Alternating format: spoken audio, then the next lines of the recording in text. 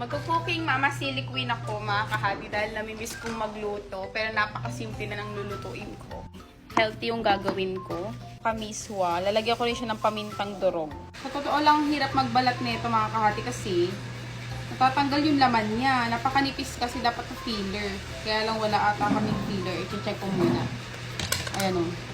Sayang naman 'di ba kapag ka nabalatan mo siya may laman pa. Ayan, tulad niyan.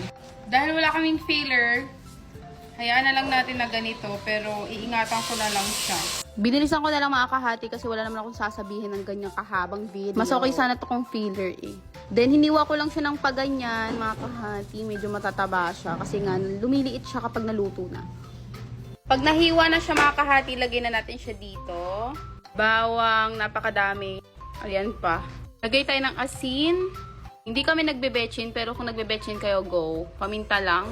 More water din mga kahati. Ayan, lagyan natin. Then, add tayo. Mas maraming tubig, mas okay. Kasi sabaw talaga yung gagawin natin.